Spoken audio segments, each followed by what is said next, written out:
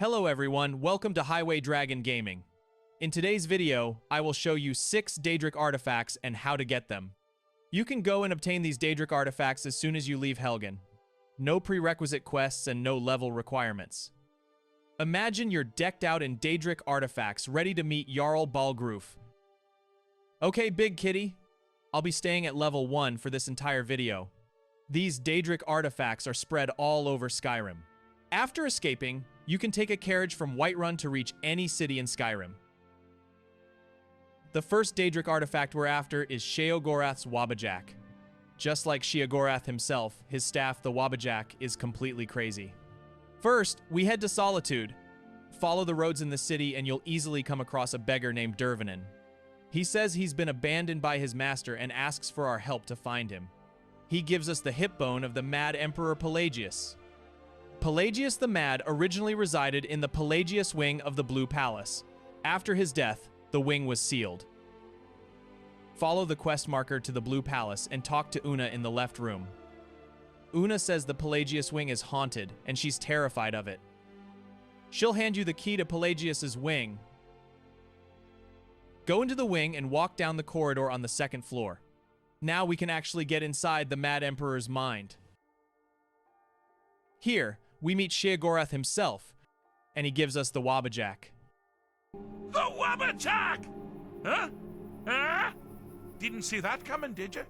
There are 3 puzzles in this quest, each located behind a stone archway in Pelagius's mind. And once you solve them all, you can take the artifact back to Skyrim. In the arena puzzle, attacking the elements below doesn't work. It just makes them keep changing shape. Or did she, Greg? Oh, but she taught her son well. Pelagius learned. What you actually need to do is attack the Dwemmers sitting in the stands, and that solves this puzzle.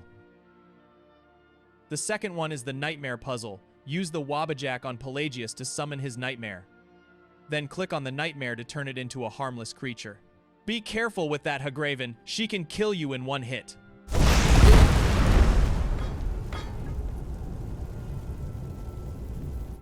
Do that a few times, and the puzzle's done. In the third puzzle, you'll see Pelagius's confidence and anger fighting each other. All you gotta do is boost his confidence and lower his anger. Keep doing that, and you'll solve the last puzzle. But his confidence will show it with every hit. Go back to Sheogorath, and he'll let you take the Wabbajack back to Skyrim. The Wabbajack is a wild, unpredictable, but powerful staff. It can instantly kill enemies, or turn them into sweet roll or a pile of coin. The chances for these 3 effects combined are 7%. For comparison, the one-shot chance of another Daedric artifact, Mehrunes' Razor, is only 2%. But Wabbajack can also turn enemies invisible or even heal them. This means it might negatively affect your combat. Next, we're going after Hircine's 2 Daedric artifacts, Savior's Hide and Ring of Hircine. Savior's Hide is a great light armor that gives you magic and poison resistance. And the Ring of Hircine is linked to werewolves. Before starting this quest, it's best to grab a weapon from a cave north of Falkreath. This cave is called Bloated Man's Grotto. Under the Talos statue in that cave, you'll find a unique weapon, the Bolar's Oathblade. If you're interested in this weapon, make sure to pick it up before doing Hircine's quest. Otherwise, the quest will make it disappear. This sword has very low energy capacity. It only allows 4 swings. Travel to Falkreath and find Mathis in the graveyard to the left of the main gate. It looks like Mathis is attending a funeral. Talk to him, he says Sinding killed his daughter. Sinding's locked up in Falkreath jail waiting for his trial. You can find Sinding in the prison. He says he's a werewolf and wants Hircine's ring to control his transformations. But the ring he got is cursed, making things even worse. That's how he accidentally killed the girl. He asks us to hunt a white stag and return the ring to Hircine, and he just climbs over the wall and escapes.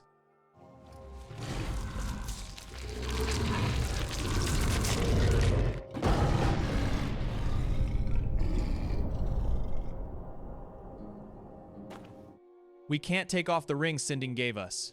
This ring makes werewolf transformations unpredictable. Luckily, the random transformation only affects werewolves, so it doesn't bother us. head out into the wild and take down the white stag. Hircine's aspect will then appear. He sends us to Bloated Man's Grotto to deal with Sinding. That's the same cave where we grabbed the Oathblade earlier. Go into the cave, and you'll find Sinding inside. He wants us team up to take out the hunters who've been after him. We can choose to either ally with Sinding or kill him. If we kill Sinding right away, we won't get the uncursed Hircine's ring. Taking out the hunters with him is how we get both artifacts in this quest. So I chose to help him. Funny enough, Sinding ends up right in the path of Wabbajack and gets turned into a sweet roll. Then the quest tells me to skin Sinding. So I went ahead and skinned this pile of ghostly remains. It just works. Hircine shows up and rewards us with Savior's Hide. This is a sturdy light armor that offers good protection against magic and poison. If we help Sinding take out all the hunters, we can head to the cave entrance and get the uncursed ring of Hircine from Hircine. This ring gives extra werewolf transformations, but it doesn't do anything for non-werewolves. Then we can immediately go back into the cave and take down Sinding. Yep, as soon as we grab the ring, we're free to kill him. Hircine still appears and gives us the hide. Just like that, we've got both of Hircine's Daedric Artifacts. Next, we're off to visit Azura. Her Daedric Artifact is a soul gem you can use forever. We have to choose between Azura's star and the Black Star. There's no way to get both at the same time. You pick up this quest at the shrine south of Winterhold. From Winterhold, just head south along this road. On the road, we might encounter other pilgrims heading to the shrine of Azura. I'm on a pilgrimage to the shrine of Azura, the goddess of twilight, if you'll excuse. He can show us where the shrine is on the map. The mountains to the northeast. I'll mark it on your map. After passing Whistling Mine, go up the hill here, and you'll reach Azura's shrine. Azura's statue is the biggest one in all of Skyrim. Look how magnificent this statue is. At the base of the statue, you'll meet Azura's priestess. She sends us to Winterhold to find an elven mage. This mage is easy to spot, just fast travel to Winterhold, and he's right there in the inn in front of you. From the conversation, we learned that Malin tried to use Azura's star to achieve immortality. Because of this, he was expelled from the College of Winterhold. Malin disappeared into a fortress, where we can find Azura's star.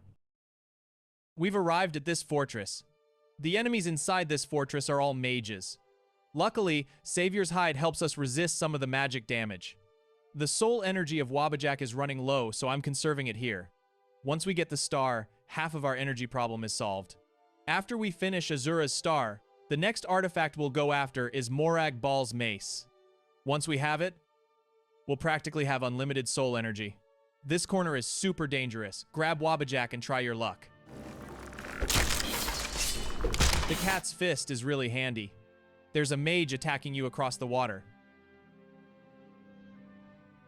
We hit him. You can cross from the right side of the pool. Another sweet roll. Rarely do enemies turn into coins. At the top of the fortress, Malin's skeleton is sitting there. And Azura's star drops to the ground. We pick it up. Now comes the moment of choice. You can choose to give the broken Azura's star to Azura's priestess, or to the elven mage at the Winterhold Inn. If you give it to the priestess, you'll get the Azura's star, essentially an endlessly reusable grand soul gem. And you can recruit the priestess as a follower. Let's not waste any time. If you give it to the Winterhold elven mage, you'll get the Black Star, which is an endlessly reusable black soul gem. The Azura's star can only hold animal and monster souls. The Black Star can hold those souls as well as human, elf, and other intelligent souls. Grand souls from non-humans are very rare in Skyrim. From a practical standpoint, the Black Star is much better. Human souls are all grand souls. Killing just one human can fully charge my Wabbajack. So sweet. No matter whether you choose the Black Star or the Azura's star, you'll have to fight a tough battle inside Azura's star. There are lots of Daedra inside. After killing them, don't forget to grab their hearts. These are very valuable alchemy ingredients. After taking down Malin, we can go claim our reward. The fourth Daedric prince we're visiting is Molag Bal. His Daedric artifact is a mace that weakens enemies and absorbs their souls. To get this Daedric artifact, we need to head to Markarth. This is Markarth, traveler. Safest city in the Reach. But as soon as we enter the city, we witness a murder. Oh, this pendant would look lovely on my sister. Definitely the safest city in the Reach. In fact, we can save the woman. Oh, this pendant would look lovely. I die. Talk to her after rescuing her, and she'll give you a valuable necklace. At this point, someone hands you a note. It's not related to the Daedric artifact, so we'll ignore it for now. Enter any room and then leave. The NPC for the Daedric quest will now respawn.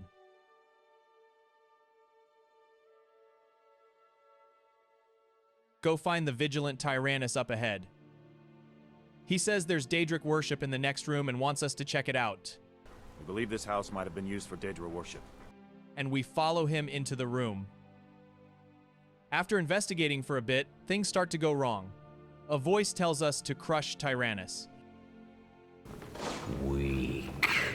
He's weak.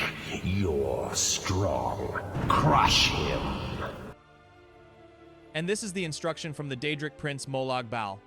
If we hesitate, objects in the room start floating and smashing toward us. Tyrannus will also attack us out of fear. I can't die here. All right, you made the first move. That looks painful. After taking him out, we find an altar in a cave beneath the room. The mace we're looking for is on the altar, but Molag Bal won't hand it over so easily. He wants us to bring his rival Boethiah's priest before him. The priest is locked up in this tower. After killing some Forsworn inside the tower, head to the top floor. The priest is being guarded by a Briarheart, which is a really tough enemy. But if your pickpocket skill is high, you can steal its heart and he dies instantly. Grab the prison key from him and you can free the priest. He won't follow you unless you pay him 33 gold. You there? Are you here to kill me? Fine, I won't ask questions. Cut me loose. Now we can take him to Molag Bal. After a while, the priest will realize he sold his soul for 33 gold. Molag Bal locks up the priest and gives us the mace and tells us to kill him. Best go with you. After we kill him, Molag Bal will resurrect him and we'll have to kill him again. After killing him twice, he surrenders and his soul belongs to Molag Bal. You pledge your soul to me? Yes. Finally, Molag Bal gives us his mace. This weapon is quite powerful. Every strike drains 25 points of both magicka and stamina from your target. It also has a soul trap effect, and paired with the Black Star, we can easily get unlimited charges. Finally, we're going to get the Grey Cowl of Nocturnal. This is a powerful artifact that really helps with stealth. Nocturnal also has another artifact, the Skeleton Key, an unbreakable lockpick. But we can't get it at the start, so it won't be covered in this video. The Grey Cowl is a new Daedric artifact added in the Anniversary Edition. First, we head to the Thieves' Guild graveyard. If you don't know the way, follow me.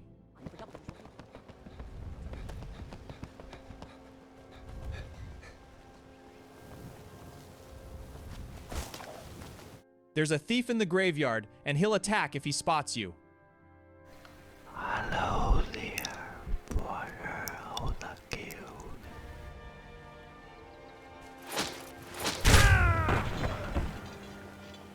From his body, we can find this note.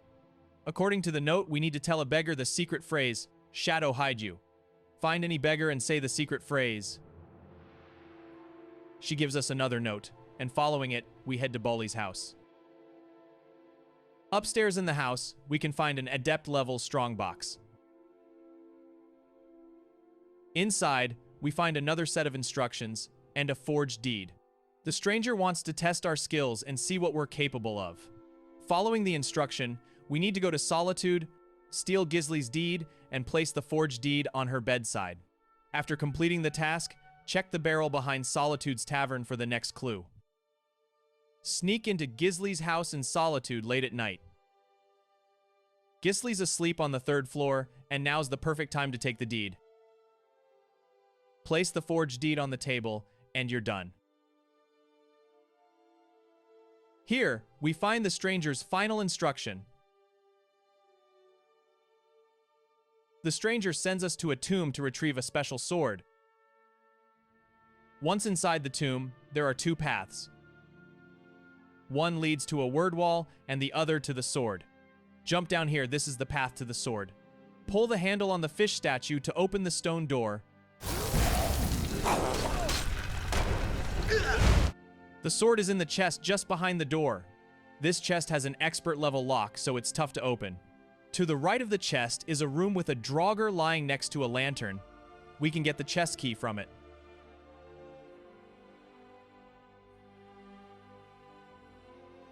Back at the chest, we can now grab the sword. It has 0 damage.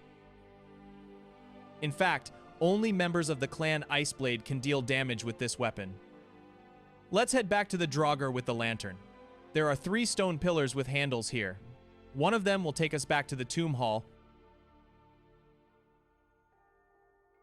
This is the path we didn't explore earlier. Watch out for traps on the floor. Pull this handle and the iron gate ahead will open. Inside there's a dragon priest and a word wall. I'll just not show it. Let's head back to the Thieves Guild. Read this journal and the stranger will suddenly appear behind you. The stranger is the Grey Fox. He takes off his cowl and gives it to us. The Grey Cowl boosts our carry weight and stealth, and it also lets us detect living creatures, which is very useful for sneaking. But be careful not to wear the cowl around any guards. If you do, they'll attack you immediately. Even taking it off won't help.